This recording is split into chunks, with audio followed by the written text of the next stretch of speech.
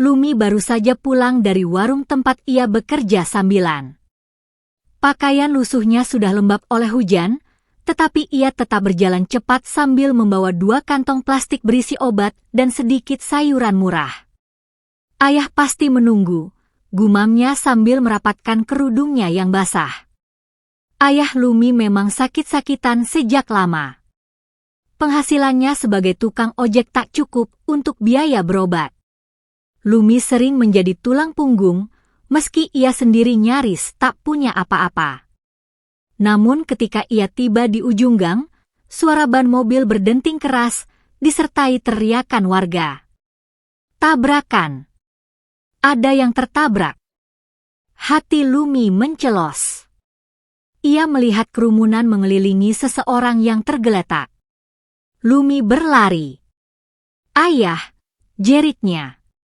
Ayahnya terbaring dengan tubuh lemah dan wajah penuh luka.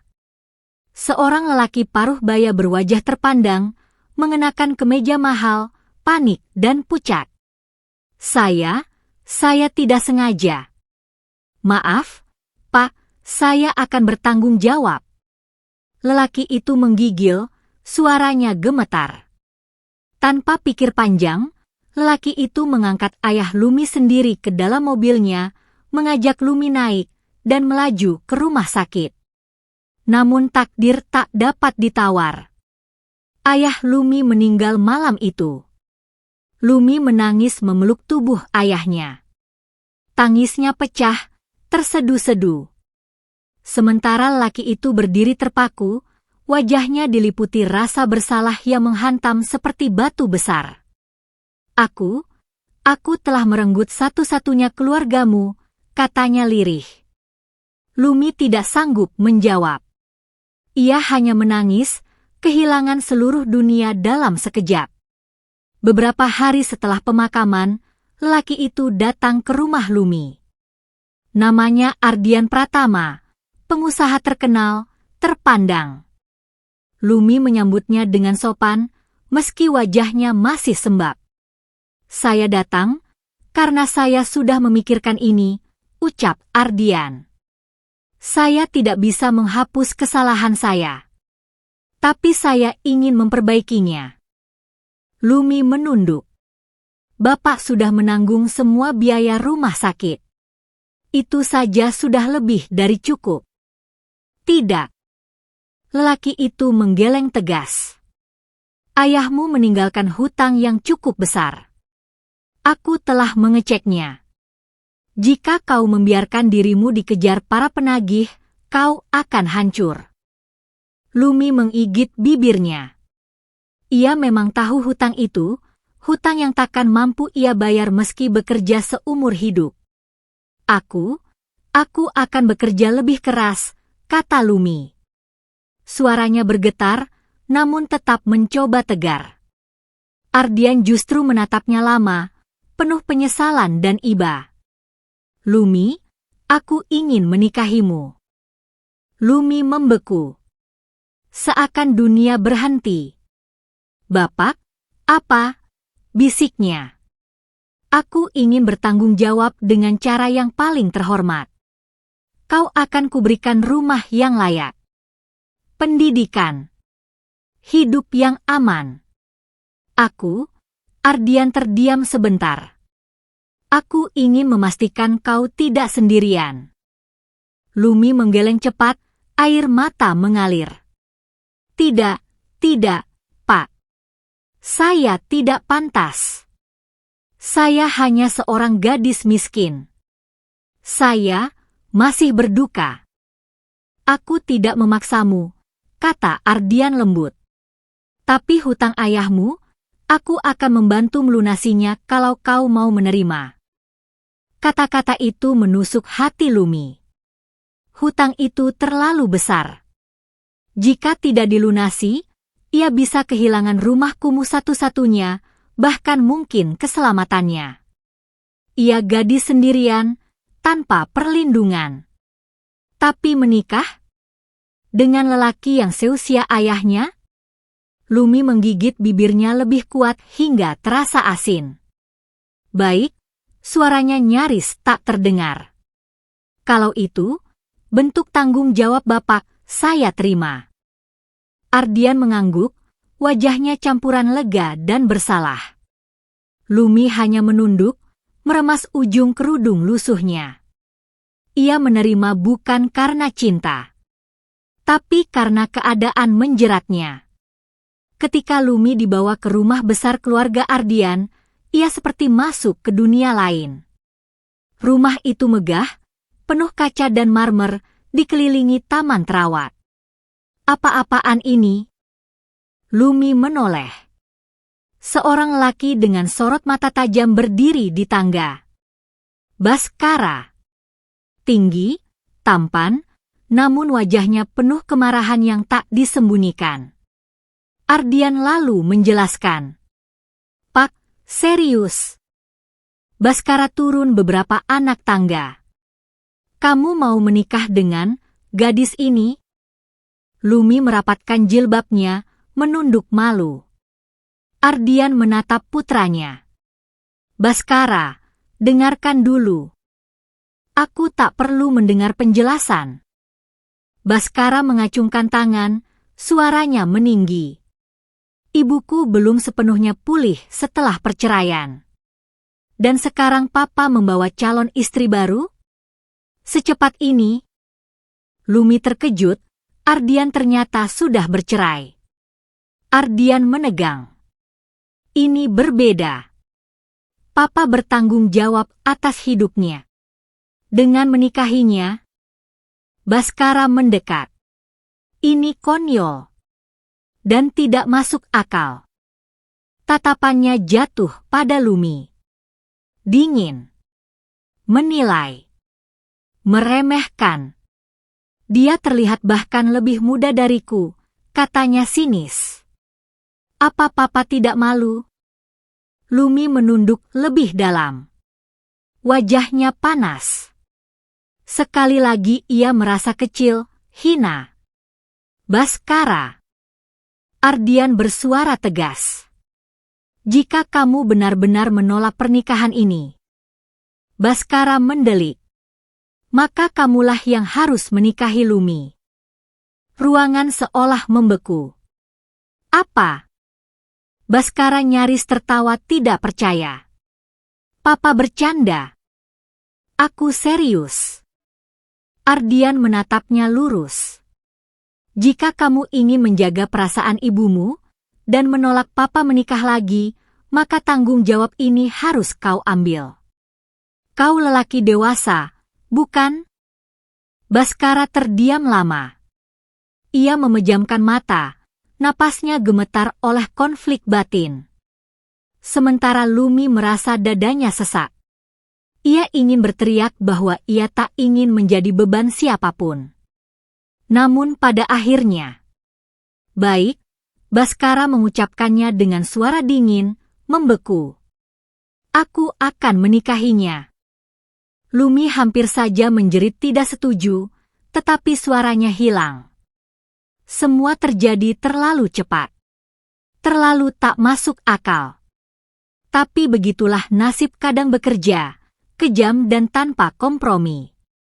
Akad nikah berlangsung sederhana. Lumi mengenakan gaun putih seadanya yang dipinjamkan. Baskara memakai kemeja polos, wajahnya tanpa ekspresi. Ketika ijab kabul selesai, Lumi menatap suaminya, lelaki asing yang memandangnya seolah ia masalah. Baskara tidak menyentuhnya, tidak menatap lebih dari 1 detik. Tidak mengucapkan selamat atau kata lembut apapun. Malam pertama mereka bukan tentang cinta, atau bahkan dialog. Baskara duduk di sofa, sibuk dengan laptop, tanpa menoleh. Tempat tidur milikmu, katanya singkat. Aku tidur di sini. Lumi menggigit bibirnya.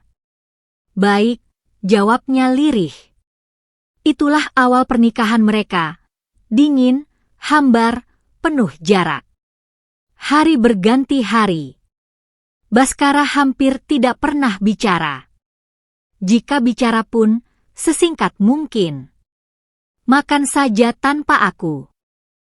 Aku pulang larut malam. Lumi selalu menjawab sopan, meski hatinya perih. Ia berusaha menyesuaikan diri, membersihkan rumah, menyiapkan makanan, memastikan kebutuhan Baskara terpenuhi. Namun yang ia dapatkan hanyalah ketidakpedulian. Suatu malam, Lumi duduk menunggu Baskara pulang. Jam menunjukkan pukul 23.45. Ia menyiapkan teh hangat, entah akan diminum atau tidak. Ketika Baskara masuk, Lumi bangkit. "Mas Baskara, saya sudah siapkan." Belum selesai Lumi bicara, langsung dipotong Baskara. "Aku tidak minta." Suaranya datar, menusuk. Lumi menunduk. "Maaf." Baskara menatap sekilas, rautnya berubah sedikit, mungkin rasa bersalah, tetapi ia mengalihkan wajah. "Jangan tunggu aku lagi," katanya sebelum masuk kamar. Lumi memeluk dirinya sendiri. Ia merasa menjadi tamu tak diinginkan di rumah suaminya sendiri. Suatu siang, Lumi pergi ke minimarket. Bajunya lusuh, jilbabnya kusut. Ia merasa banyak mata memandangnya dengan tatapan, kasihan, atau "Apa statusmu di keluarga kaya itu?" 3 gadis muda berbisik sambil tertawa pelan. "Dia istrinya Baskara, ya? Kok kayak pembantu? Bajunya itu-itu aja." Pantas aja Baskara cuek. Lumi menunduk, berusaha menahan air mata. Namun suara berbeda muncul dari pintu minimarket yang tiba-tiba terbuka. "Lumi." Baskara masuk, wajahnya gelap. Gadis-gadis itu langsung diam. "Mas, kenapa kesini?" Lumi terkejut. Baskara tidak menjawab. Hanya menggenggam lengannya, bukan kasar, tapi tegas. "Kita beli baju," katanya pendek. Lumi terpaku. Tetapi. Tidak ada tapi. Di butik besar itu, Lumi merasa kaku. Semua pakaian terlalu bagus, terlalu mahal, terlalu jauh dari dunianya. "Pilih," kata Baskara sambil menatap katalog. Lumi menggigit bibir. "Saya tidak butuh." "Aku butuh," katanya tajam. "Aku tidak mau orang meremehkanmu."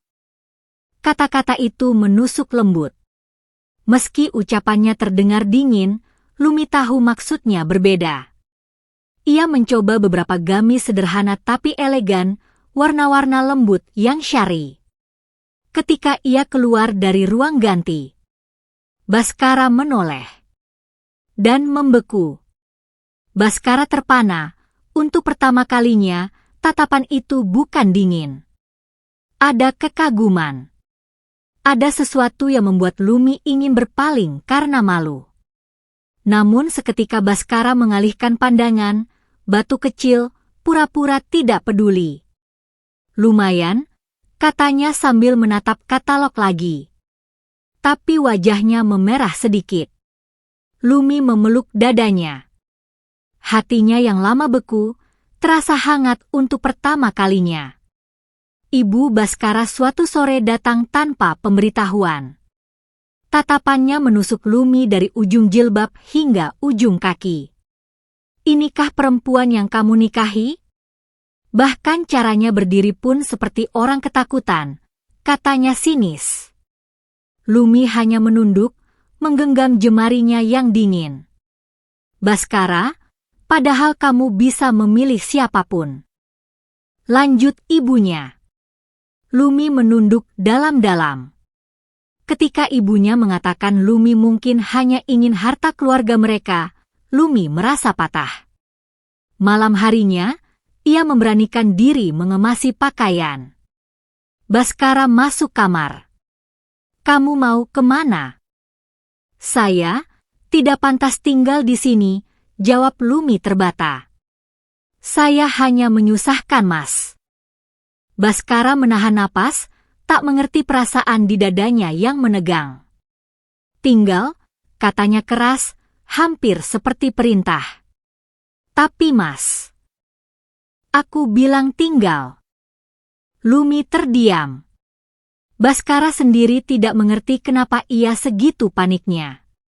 Seiring waktu, ada hal-hal kecil yang membuat Baskara memperhatikan Lumi.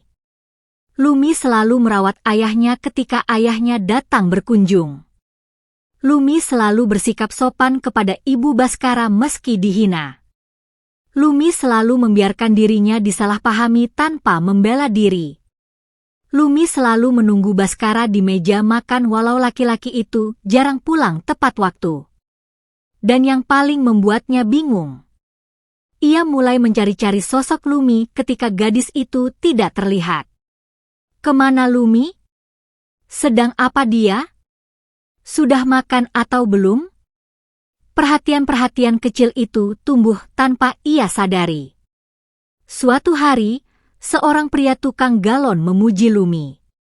Mbak ini cantik banget kalau senyum, ya. Entah kenapa. Baskara langsung menarik Lumi masuk ke dalam rumah. Jangan senyum-senyum sama laki-laki lain, katanya ketus. Lumi tercengang. Hah? Wajah Baskara memerah. Pokoknya, jangan. Lumi tidak bisa menyembunyikan senyum kecil di bibirnya. Untuk pertama kalinya, ia merasa diperhatikan. Perubahan Baskara sangat pelan, tapi nyata. Ia mulai duduk di meja makan, meski tidak selalu bicara. Ia mulai membawa pulang makanan kesukaan Lumi. Ia mulai menanyakan, sudah makan, meski singkat. Ia tersenyum, senyum kecil yang jarang tapi berarti. Namun perubahan terbesarnya adalah, ia mulai melihat Lumi sebagai manusia, sebagai perempuan, sebagai istrinya. Suatu malam, Lumi jatuh demam.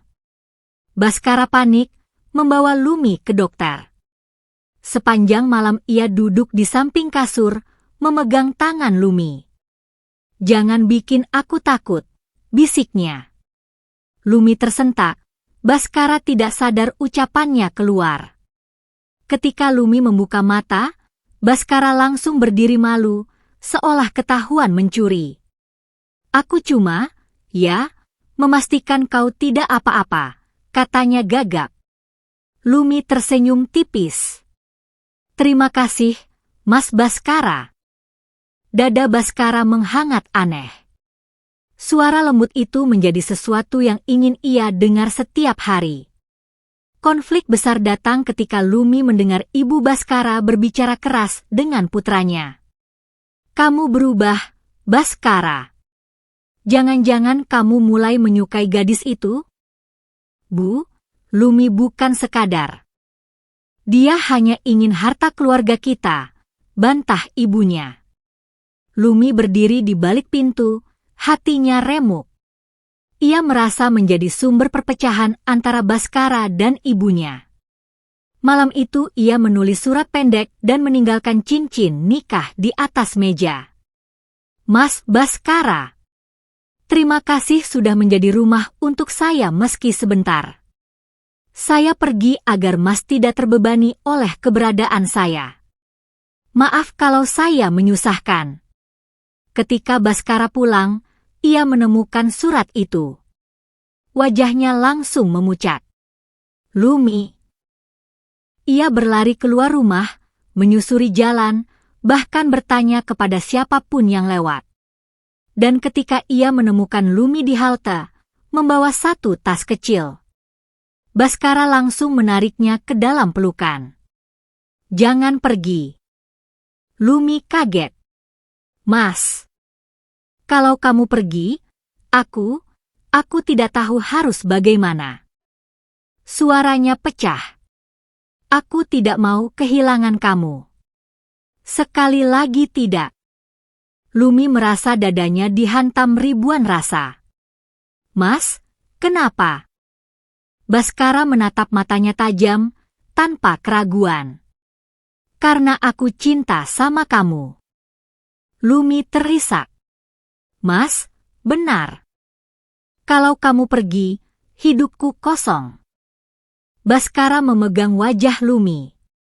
Tinggallah, bukan karena terpaksa, tapi karena aku ingin kamu di sisiku. Lumi menangis dalam pelukannya. Untuk pertama kalinya, ia merasa dicintai. Dan Lumi tersenyum. Bahagia. Akhirnya, ia menemukan rumahnya. Di hati lelaki yang dulu begitu dingin, namun kini mencintainya sepenuh jiwa.